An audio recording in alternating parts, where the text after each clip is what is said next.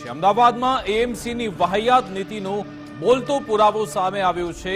મન પડે ત્યાં નિયમો અને મન પડે ત્યાં સબ ચલતા હે તેવી નીતિ અમદાવાદ મ્યુનિસિપલ કોર્પોરેશન અપનાવતો હોય તેવું લાગી રહ્યું છે, કારણ કે એએમસીના આરએમસી પ્લાન્ટ આસપાસ લોકોનું રહેવું અહીંયા મુશ્કેલ બન્યું છે, દુષ્કર સાબિત થઈ રહ્યું છે, કારણ કે આ પ્લાન્ટની ફરતે સોલા વિસ્તારની નજીક આવેલો આ પ્લાન્ટ છે, જે 500 મીટરના રોડ પર ધૂળનું સામ્રાજ્ય જોવા મળી રહ્યું છે અને હજુ તો 15 દિવસ પહેલા જ અહીંયા રોડ બનાવવામાં આવ્યો હતો, જેની સ્થિતિ હવે ખસ્તા હાલત જેવી થવા જઈ રહી છે, જેના કારણે લોકોમાં ભારોભાર રોષ છે। અહીંયા લોકોને શ્વાસ લેવામાં પણ સમસ્યા આવે તેવી સ્થિતિ છે।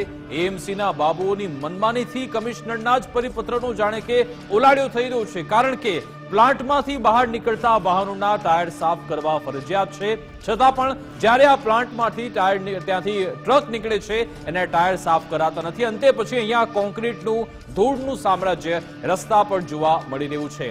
સવાલ એ છે કે એએમસીને શું આ દ્રશ્યો જોવા નથી મળતા? એએમસીને લાગે છે કે અપના રાજ તો કોણ ઉઠાએગા આવાજ?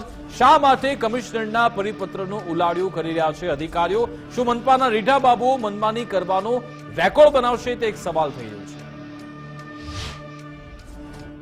સામાન્ય રીતે કોઈ વ્યક્તિ કે કોઈ સામાન્ય જનતા રોડ ઉપર કચરો ફેંકે અથવા તો ડસ્ટ નાખે તો તેની ઉપર દંડ વસૂલવામાં આવતો હોય છે, પરંતુ અમદાવાદનો જે સોલા વિસ્તાર છે અને તેમાંથી નીલગિરી સર્કલથી એસપી રિંગને જોડતો જે રસ્તો છે, ત્યાં તાજેતરમાં જ મહાનગરપાલિકા દ્વારા નવો જે રોડ છે તે તૈયાર કરવામાં આવ્યો હતો અને નવો રોડ તૈયાર કર્યા બાદ જે અહીંયા આવેલી આરએમસીના જે અલગ અલગ જે સાઈડ છે તેની ઉપર મિક્સર એમના જે ટ્રક છે, મિક્સર ટ્રક હોય છે, તે પસાર થતાને કારણે જે રસ્તો છે એ બિસ્માર હાલતમાં જોવા મળી રહ્યો છે। જેનો ડસ્ટ છે, ડસ્ટ રોડ ઉપર જોવા મળી રહ્યો છે, સાથે સાથે જેનો વેસ્ટેજ કચરો છે એ પણ રોડ ઉપર નાખવામાં આવ્યો છે, જેના કારણે અહીંયાથી પસાર થતા વાહન ચાલકો તો પરેશાન થઈ રહ્યા છે, પરંતુ આજુબાજુ જે ધુમાડાનું પ્રદૂષણ છે એ પ્રદૂષણને કારણે લોકો પણ હેરાન થઈ રહ્યા છે। જે પ્રકારના દ્રશ્ય જોઈ શકાય છે કે આ જે છે એ આરએમસીનું જ જે છે મિક્સર ટ્રક છે તે નીકળ્યો છે, જે બાજુ રોડ ઉપરથી ડસ્ટ ઉડી રહી છે। એક બાજુ મહાનગરપાલિકા દ્વારા સામાન્ય જનતા જ્યારે આ પ્રકારનો વ્યવહાર કરતી હોય છે, ત્યારે લાખો રૂપિયા, 1000 રૂપિયાનો દંડ વસૂલવામાં આવતો હોય છે, ત્યારે આવા મોટી સંખ્યામાં ટ્રકો નીકળી રહ્યા છે, તો અધિકારીઓ શા માટે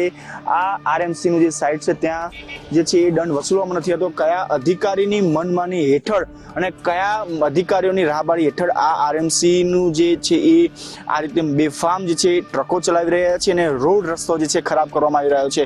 મહાનગરપાલિકાના કમિશનર દ્વારા પણ પરિપત્ર બહાર પાડવામાં આવ્યો હતો કે કોઈ પણ સાઈડ જગ્યા હોય ત્યાંથી જો ટ્રક કોઈ આવા વિસ્તાર જગ્યાથી નીકળતી હોય તેને ટાયર ધોઈને બહાર નીકળવા, સાથે સાથે ટ્રકની ઉપર પણ લીલું કપડું નાખવું, એ પરિપત્ર બહાર પાડવામાં આવ્યો હતો, પરંતુ આ આરએમસી દ્વારા જે પરિપત્ર ખુરે આમ ઉલ્લંઘન કરવામાં આવી રહ્યું હોય તે પ્રકારના દ્રશ્યો જે છે સામે આવી રહ્યા છે।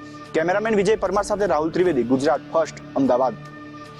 આજ અંગે વધુ વાતચીત કરીશું। ન્યૂઝરૂમથી અમારી સાથે રીમા જોડાઈ ગયા છે। રીમા, અહીંયા એએમસીની સીધી જ બેવડી નીતિ, કારણ કે સામાન્ય લોકો પાસેથી જાહેરમાં કચરો ફેંકવા બદલ 500 થી 10,000નો દંડ અહીંયા વસૂલવામાં આવે છે, પરંતુ આરએસસી પ્લાન્ટ દ્વારા જે સીધો કચરો ઠાલવવામાં આવી રહ્યો છે, રસ્તો ગંદો કરાઈ રહ્યો છે, છતાં પણ તેની સામે કોઈ કાર્યવાહી નહીં।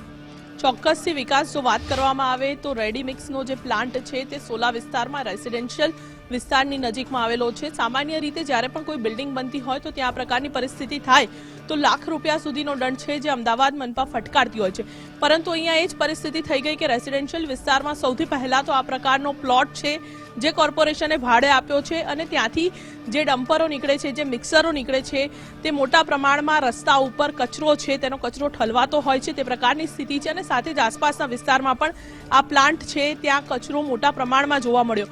પરંતુ અહીંયા સૌથી મહત્વની વાત એ છે કે હંમેશા કોર્પોરેશન છે જે કરોડોના ખર્ચે રોડ બનાવતી હોય છે, તે રોડનું કામ હજુ 15 દિવસ પહેલા જ પૂર્ણ થયું અને ત્યાં આ પ્રકારની પરિસ્થિતિ છે તે સર્જાઈ છે। એટલે ખૂબ જ મોટો સવાલ અહીંયા એ જ ઊભો થાય છે કે કયા અધિકારીઓની મિલીભગત છે આમાં? તો આ પ્લાન્ટ છે જે રેસિડેન્શિયલની અંદર ધમધમી રહ્યા છે અને આ પ્રકારની પરિસ્થિતિ છે તે ઊભી થઈ રહી છે।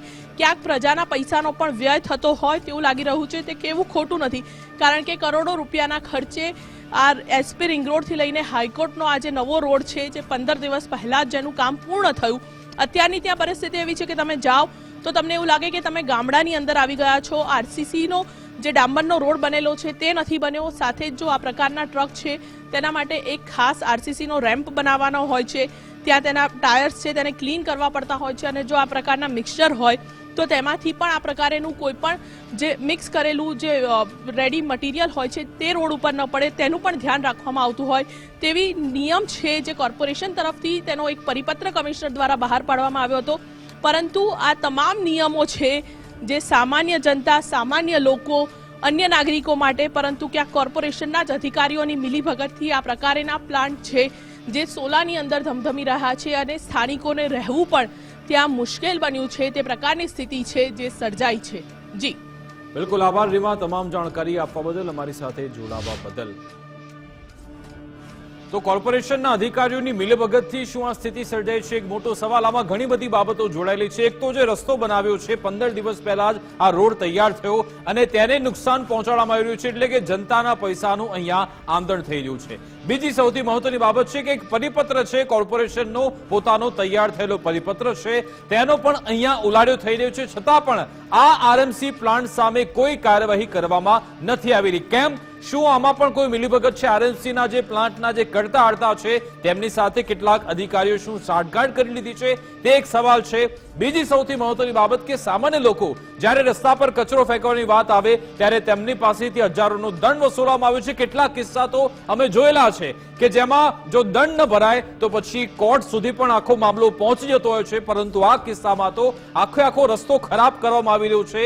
અહીંયા પ્રદૂષણની સમસ્યા પણ ઊભી થઈ રહી છે. તેની સામે કોર્પોરેશન કેમ જોતું નથી? કેમ આંખ આડા કાન થઈ રહ્યા છે? તે એક મોટો સવાલ છે. સૌથી મહત્વની બાબત કે આ રેસિડેન્શિયલ એરિયામાં કેમ આવા પ્લાન્ટને મંજૂરી આપવામાં આવી? તે એક મોટો સવાલ છે. અમારી સાથે Jayesh Patel, road and building committee chairman જોડાઈ ગયા છે ફોન લાઈન પર. તેમની સાથે વાત કરીએ.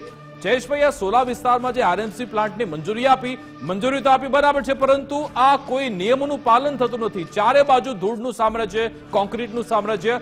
15 દિવસ પહેલા રસ્તો તૈયાર થયો છે તે ખરાબ થઈ રહ્યો છે. એની માટે જવાબદારી કોની? કઈ જગ્યાએ આરએમસી પ્લાન્ટ તમે કહો છો સાહેબ?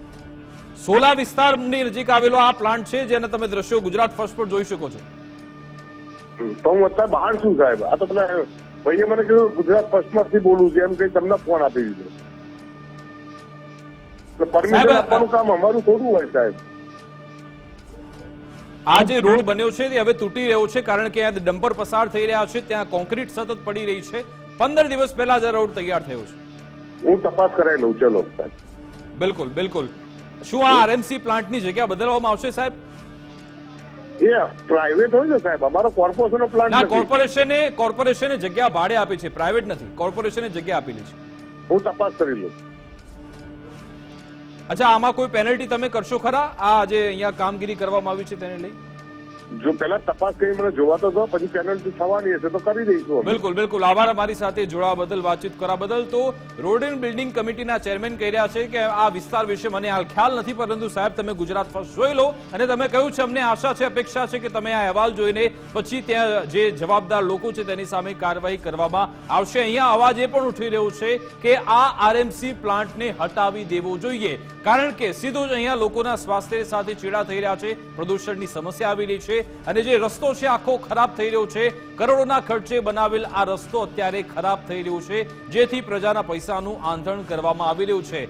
સૌથી મોટી બાબત તો એ છે કે શા માટે રહેણાંક વિસ્તાર નજીક આવા પ્લાન્ટને મંજૂરી આપવામાં આવી?